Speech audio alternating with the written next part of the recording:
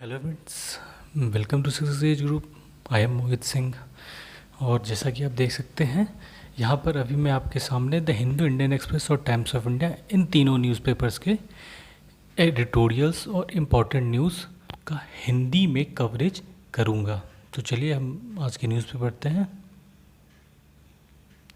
Google to pay Reliance $34,000 crore for 7.7% stake in Jio platforms.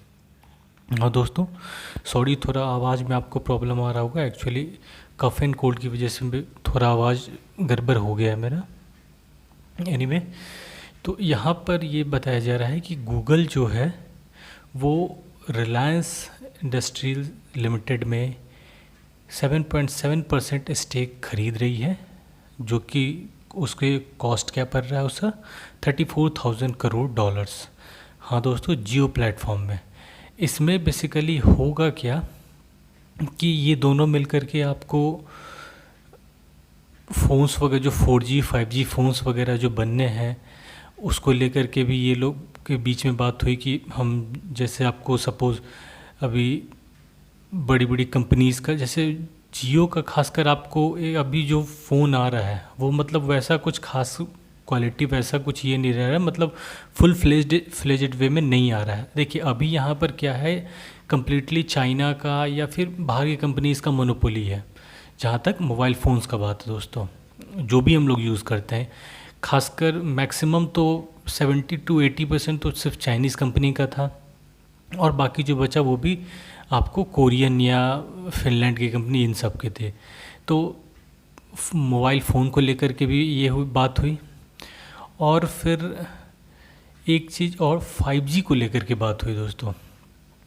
जैसा कि आप देख रहे हैं न्यूज़ में, मुकेश अंबानी जी ने इंडिजिनसली मेड 5G इक्विपमेंट्स के लिए बात की कि मतलब हम अपना 5G नेटवर्क इस्टेब्लिश करेंगे।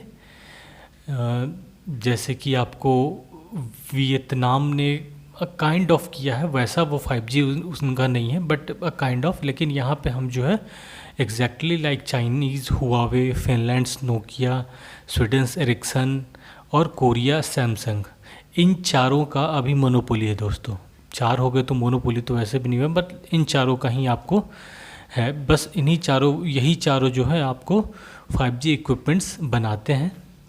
इन चारों के अलावा और कोई नहीं बनाता है। तो वही जो रिलायंस है इस फील्ड में आगे आना चाह रहा है, और वो जो इक्विपमेंट्स होंगे जो यहाँ पे होगा स्पेक्ट्रम, वो कम्प्लीटली इंडिजिनस होगा, कुछ भी बाहर से इम्पोर्टेड नहीं होगा। IIT Delhi launches affordable covid test kit. हाँ दोस्तों, मात्र 399 नहीं कह सकते हम, मतलब 399 उसका बेसिक कॉस्ट है। आफ्टर मतलब जो आपको RNA आइसोलेशन और लेबोरेटरी चार्ज, मतलब ऑपरेशनल चार्जेस वगैरह ऐड करके वो 650 रुपीज़ में आपको वो टेस्ट हो जाएगा, जो कि अभी आफ्टर सब्सिडी 2500 है दोस्तों। और एक कंपनी ने उसे लॉन्च भी किया है जिसको कोरोस्योर नाम दिया है उसने, और उस नाम से वो लॉन्च भी कर दिया है। India gets its first locally made, हाँ दोस्तों ये इंडिजिनसली मेड है दोस्तों, निमोनिया वैक्सीन। देखिए निमोनिया जो है इंडिया में हर साल सेकंड हाईएस्ट डेथ्स जो अंडर 5 एज में होते हैं दोस्तों इंडिया में, उसमें से ये मतलब टोटल जो डेथ्स होते हैं इंडिया में अंडर 5 एज में, उसमें सेकंड सबसे ज़्यादा किसी बीमारी की वजह से डेथ होता है तो वो निमोनिया की वजह से है दोस्तों। नियर अबाउट 1,27,000 डेथ्स हुए थे 2018 में दोस्तों, सिर्फ और सिर्फ निमोनिया की वजह से।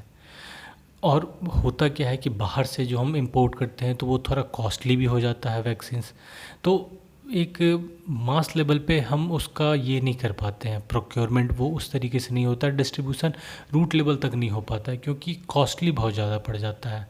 तो बर्डन बहुत ज़्यादा होने की वजह से, जैसे BCG वैक्सीनेशन वगैरह है दोस्तों, इसका क्या है कि वो मतलब एक कंप्लीट आपको ये हो चुका है, लगभग मोस्ट ऑफ द इंडियंस जो है, मतलब मोस्टली जितने भी हमारा पॉपुलेशन है, लगभग सब BCG वैक्सीन्स लगभग सब लोग ले चुके हैं। अब वो कंपल्सरीली मतलब दिया जाने लगा था, तो अब क्योंकि वो इंडिजिनसली मेड हो था और यहाँ पे निमोनिया का क्या था कि वो इंडिजिनसली मेड कोई दवा थी नहीं, जिसकी वजह से कॉस्टली हो जाता था, इस वजह से बच्चों को नहीं पड़ पाता था उसका आपको कहीं ना कहीं इंजेक्शन। तो अब जो है वो निमोनिया का वैक्सीन इंडिया में ही बनेगा, और जिसका नाम होगा आपको नियोमोकोकल पॉलीसैकेराइड कॉन्जुगेट वैक्सीन। खैर ये तो I think scientific name kind of हो सकता है, अब देखिए शॉर्ट में इसका जो भी नाम हो, ये कॉन्स्टिट्यूएंट्स नेम होगा, बट मेडिसिन का कुछ नाम और होगा जो कि जल्द ही आपको पता चल जाएगा। और हाँ, ये मतलब जो फेज़ 1 फेज़ 2 फेज़ 3 तीनों ट्रायल इसके हो चुके हैं, उसके बाद ये मार्केट में आया है दोस्तों। हाँ, इसने भी सारे फेज जो है क्लिनिकल जो ट्रायल्स हैं इसने भी सारे फुलफ़िल कर लिए हैं। Forces get powers for procurement worth 300 crore each. हाँ दोस्तों, यहाँ पर जो इंडियन मिलिट्री फोर्सेस है, एयरफोर्स, नेवी और आर्मी, तीनों को अब जो डिफेंस एक्विजिशन काउंसिल के द्वारा ऐसा डिसीजन लिया गया कि अब 300 करोड़ रुपए खर्च करने के लिए, मतलब अप टू 300 करोड़, उससे ज़्यादा अगर करना होगा तो उन्हें ये डीएसी की परमिशन लेनी होगी, बट 300 करोड़ तक अब वो खर्च अपनी मर्ज़ी से कर सकेंगे। उसके लिए उन्हें डीएसी से परमिशन लेने की ज़रूरत नहीं है। और ये लेने की मतलब आवश्यकता क्यों पड़ी, तो इसके पीछे रीज़न बस यही है दोस्तों कि टाइम जो है वो थोड़ा कम लगे, क्योंकि अभी आप देख सकते हैं सिचुएशन जिस तरीके से सब कुछ चल रहा है, टेंस्ड, काफ़ी टेंस्ड माहौल है। तो अगर सपोज़ शॉर्ट टाइम में हमें कोई डिफेंस इक्विपमेंट कहीं से परचेज़ करना है, या तो फिर उसे किसी फैक्ट्री वगैरह में बन रहा है वहाँ से मतलब फाइनल ये करके और अपने मतलब शामिल करना है आर्मी में, तो मिलिट्री में, तो उसमें क्या होता है, पहले स्टेप वाइज स्टेप क्लियरेंस मिलते मिलते मिलते समय लग जाता है। तो इस वजह से ये स्टेप लिया गया है दोस्तों। Debut run of cargo vessel to Agartala via Bangladesh to ease goods movement. हाँ दोस्तों, अभी कुछ दिन पहले हमने देखा था आपको, आई थिंक टूटीकोरिन से ये एक ट्रेन चली थी जो कि आपको ये कार्गो ट्रेन थी, मतलब पार्सल ट्रेन, जो कि आपको इक्विपमेंट्स वगैरह लेकर के बांग्लादेश के लिए गई थी। तो इक्विपमेंट्स नहीं, ये चिलीज़ लेकर के, हाँ ड्राई चिलीज़ वगैरह लेकर के वो गई थी। तो खैर वो पहला था वैसा, मतलब इंडिया से बांग्लादेश के लिए वो ट्रेन पहली बार चली थी। अब दूसरा जो है दोस्तों, ये एक कार्गो मतलब ये शिप के बारे में बात किया जा रहा है। हाँ, ये कोलकाता पोर्ट से होते हुए आपको चिटगांव पोर्ट तक जाएगा, और चिटगांव पोर्ट से रास्ते के मतलब बाई रोड ये अगरतला तक जाएगा दोस्तों। ये भी पहली बार नियर अबाउट ये आपको 65 में होता था इस तरीके, मतलब 65 के पहले तक ऐसा होता था, मतलब वहाँ से कोलकाता पोर्ट से चिटगांव पोर्ट, फिर वहाँ से आगे बाई रोड नॉर्थ ईस्ट के कनेक्शन के लिए। इससे होगा क्या कि हमारा जो डिपेंडेंस है, ओवर डिपेंडेंस है आपको वो सिलीगुड़ी कॉरिडोर पे, वो कम हो जाएगा। और इससे एक चीज़ और है, टाइम भी बहुत बचेगा दोस्तों। पहले क्या होता था कि वो पूरा मतलब ट्रेवल करके जाने में नियर अबाउट 1 वीक चला जाता था, अब 3 दिन आपको वो शिप से कोलकाता से चिटगांव पोर्ट तक जाएगा, और चिटगांव से बाई रोड 1 डे लगेगा आपको अगरतला जाने में। तो 4 डेज़ में ही अब हो जाएगा, नियर अबाउट 3 डेज़ हमारे यहाँ पे बच जाएगा। Ashok Lavasa appointed new ADB vice president. हाँ दोस्तों, अभी फ़िलहाल वो चीफ इलेक्शन कमिश्नर हैं, अभी उन्होंने रेजिग्नेशन नहीं दिया है, बट अभी उनका 2 साल कार्यकाल बाकी भी था, फिर भी अब पता नहीं क्या इसके पीछे रीज़न है, बट उन्हें एशियन डेवलपमेंट बैंक का, जो कि हेडक्वार्टर आपको कहाँ मनीला में फिलीपाइंस, वहाँ का वाइस प्रेसिडेंट बनाया गया है दोस्तों। टुथ थू कुड़ी टू कानपुर। हाँ दोस्तों, जैसा कि अभी कुछ समय पहले हम लोगों ने पुलिस को कोरोना वॉरियर या ये सब नामों से संबोधित किया था, तो एक वो साइड भी हमने देखा पुलिस का, काफ़ी सपोर्टिव, काफ़ी लॉयल, और दूसरी तरफ जो ओरिजिनल जो मतलब छवि है पुलिस की, वो फिर से कहीं ना कहीं ताज़ी हो चुकी है सभी के मन में। एक आपको टुत्ती कुड़ी वाले जो इंसिडेंट हुआ, जो दो बाप बेटे दोनों को कस्टडी में मार दिया गया, एक तरीके से कस्टोडियल डेथ।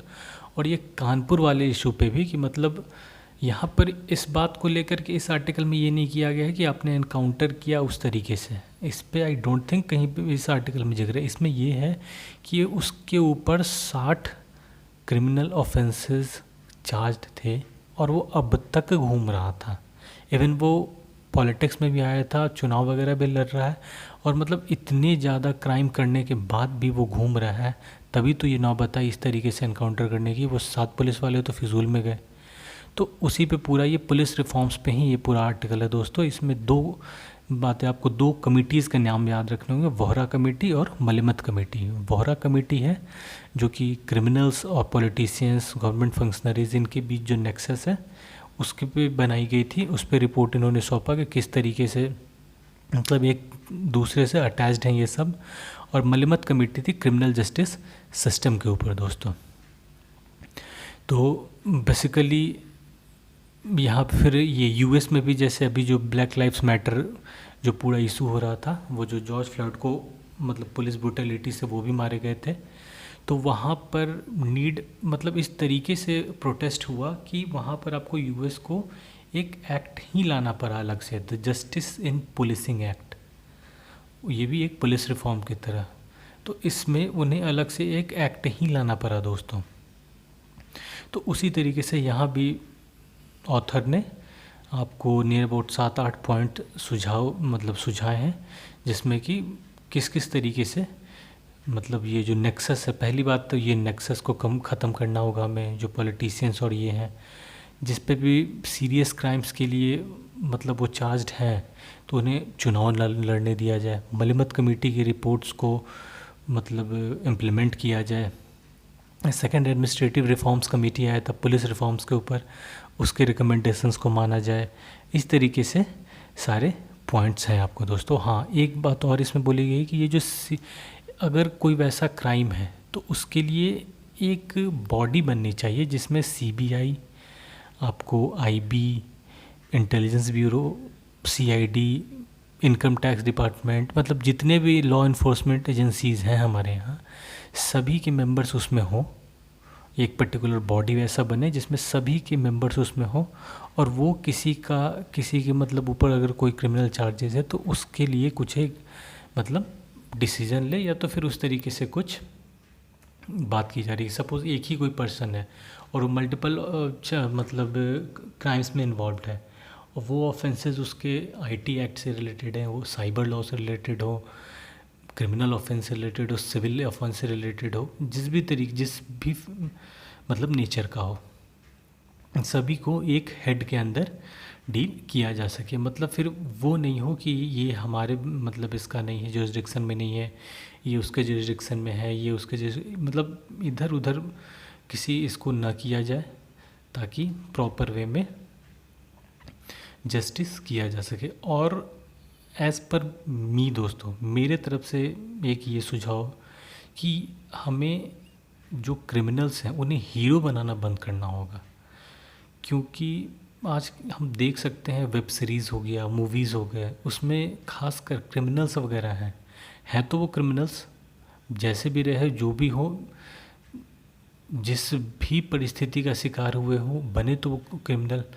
देखिए, ऑप्शंस हर किसी के पास 2 होता है, परिस्थिति सबके पास आते हैं, ऑप्शंस हर किसी के पास 2 होता है, बट इन्होंने अपना रास्ता वो चुना, तो इसमें हम इन्हें हीरो बनाना छोड़ना होगा दोस्तों। जैसे रंगबाज आपको एक सीरीज़ आई थी, वो पूरा आपको 1990s में जो आपको फर्स्ट टाइम AK-47 यूज़ किया था उन्होंने, शिव कुमार शुक्ला करके इस तरीके से वो कोई थे, तो उनके बारे में पूरा है कि मतलब उनको किस तरीके से उसमें पूरा हीरो बनाया गया, मतलब किस तरीके से सारा कुछ किया गया, वो सब हो गया। शूट आउट एट वडाला देख लीजिए आप। इस तरीके के बहुत मूवीज़ और आपको सीरीज़ मिल जाएंगे जिसमें इन गूंस को, इन क्रिमिनल्स को कहीं ना कहीं हीरो बनाया जाता है, और जो युद्ध है उसको देख करके इंस्पायर होते हैं वो बनने का, ना कि पुलिस वाला बनने का। पुलिस वालों को मोस्ट ऑफ द इसमें दिखाया जाता है कि वो पैसा ले रहे हैं,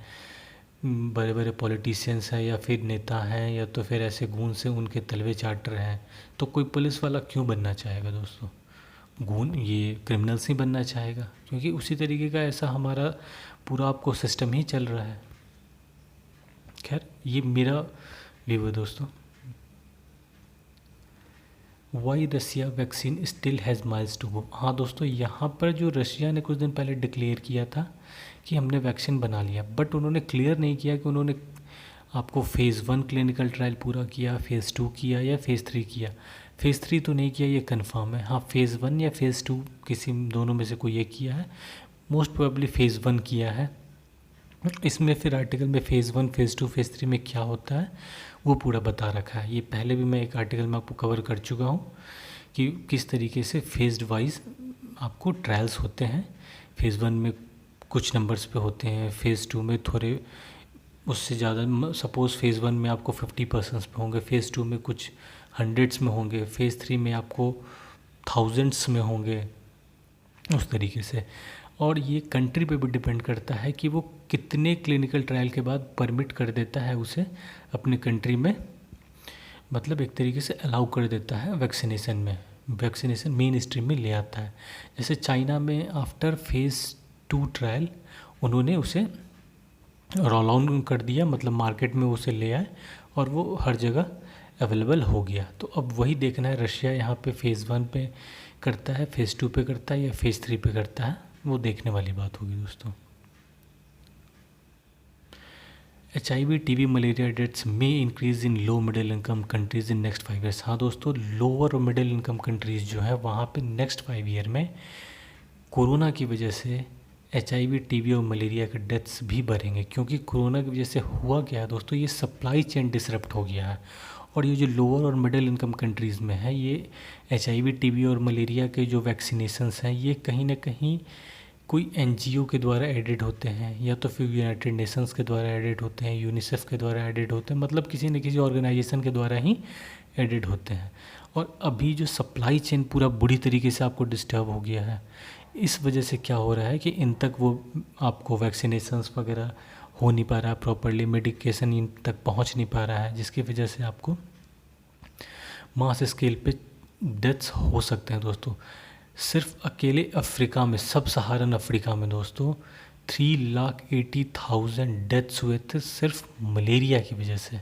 अब सोच लीजिए, 2018 का डाटा मैं बता रहा हूँ, सोच लीजिए आज के डेट में मलेरिया जो कि ईज़िली क्योरेबल डिजीज़ है, हाँ थोड़ा ये लगता है बट क्योरेबल डिजीज़ है, और उसकी वजह से नियर अबाउट 4 लाख लोगों की जान जा रही है। तो सोच लीजिए क्या कंडीशन है वहाँ पे दोस्तों।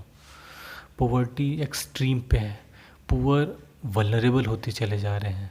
पुअर अब पुअर नहीं रह गए, पुअर वल्नरेबल हो गए हैं दोस्तों। तो वही कहा जा रहा है कि अगर इसी तरीके से चलता रहा वैक्सीनेशन, अभी आपको बहुत से बहुत साल भर में वैक्सीन्स वगैरह आएंगे और 1 साल लगेगा उसको पूरा मार्केट में पूरी तरीके से फैलने में। तो नियर अबाउट आप मान करके रख लीजिए दोस्तों 2022 के स्टार्टिंग से पहले हर किसी की रीच में नहीं आने वाला है वैक्सीन, ये बात आप मान के रखिए दोस्तों। इंडियाज़ पॉपुलेशन में पीक बाय 2047। हाँ दोस्तों, यहाँ पर ये बताया जा रहा है कि 2047 में 2047 तक इंडिया का जो पॉपुलेशन है वो 1.61 बिलियन तक टच कर सकता है दोस्तों। बट हाँ, ये भी अनुमान लगाया जा रहा है कि उसके बाद फिर 2100 तक नियर अबाउट 1.03 बिलियन पॉपुलेशन ही रह जाएगा, मतलब अभी से भी कम हो जाएगा दोस्तों। तो खैर उस टाइम तक हम लोग तो शायद ही कोई रहेंगे देखने के लिए 2100 तक। खैर जो भी हो, यहाँ पे फिर वही कहा गया है कि जिस भी कंट्री का आपको TFR मतलब टोटल फर्टिलिटी रेट 2.1 से कम होता है तो उस कंट्री का पॉपुलेशन लॉन्ग टर्म में डिक्लाइन होता ही होता है। और इसी तरीके से फिर आपको सारा लगभग हाँ कवर किया। हाँ, ये बताया जा रहा है कि मतलब 2100 के आसपास India along with 4 other countries और आई थिंक हाँ, 4 अदर कंट्रीज़ जिनका पॉपुलेशन सबसे ज़्यादा होगा, उसमें है आपको इंडिया, नाइजीरिया, चाइना, यूएस और पाकिस्तान दोस्तों। और हाँ, पॉपुलेशन कम होने के पीछे रीजंस क्या है? एक तो वुमेन एजुकेट होंगे और कॉन्ट्रासेप्टिव्स जो है वो लगभग एजुकेटेड वुमेन है, तो उनकी रीच में भी आएगा ये कॉन्ट्रासेप्टिव्स। तो एक बार कॉन्ट्रासेप्टिव्स उनके रीच में आ जाएगा प्रॉपर वे में, तो आपको पॉपुलेशन कम होना ही होना है दोस्तों।